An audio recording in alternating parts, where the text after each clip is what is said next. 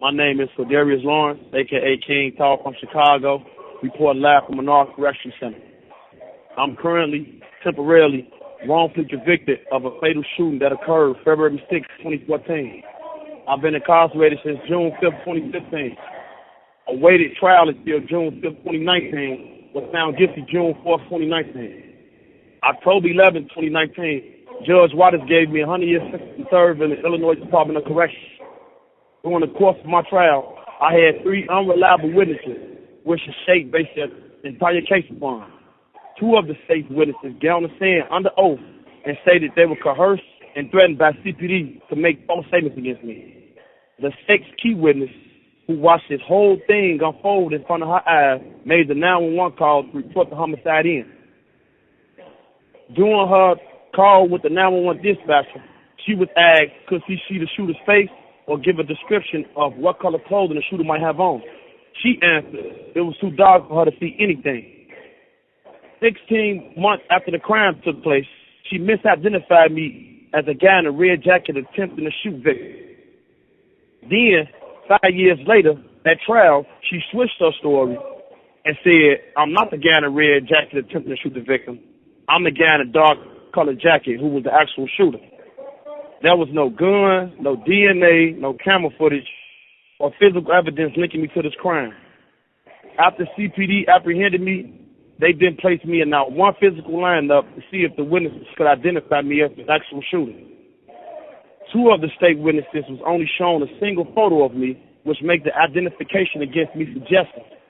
While the key witness misidentified me in a photo array, not because of the 911 dispatcher, it was too dark for her to see anything. I was held 4 years in the Cook County Jail with no bond. Basically held me against my will thinking I'm guilty already, when you're supposed to be innocent until proven guilty. But it's the reciprocal of that. All of this is the definition of injustice. Police have a history of coercing witnesses while interrogating them, threatening them with jail time, taking their children, even violently attacking people until they make false confessions against themselves or others. Prior to my arrest, I was served a threatening letter from CPD that came from ex-superintendent of police Jerry McCarthy, which stated the Chicago Police Department and the armed aggression community are working to decrease gun violence in our city. The department believes you are at risk for gun violence either as an offender with a propensity for engaging in retaliation against others or as a victim.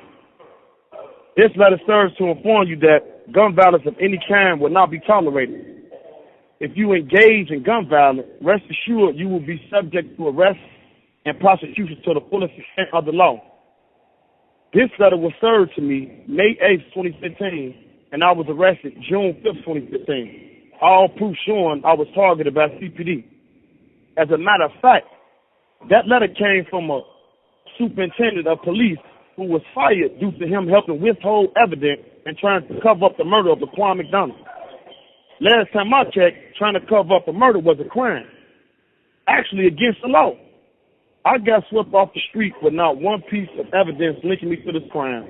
3 unreliable witnesses could be wrongfully convicted and serve a 100-year sentence for a crime I didn't even commit. Here it is, this ex-superintendent just loses his job for actually breaking the law, while I lose the job of being a father, a music artist, a productive member of society, a free man, with nothing but allegations against me. If this isn't the definition of injustice, then what is?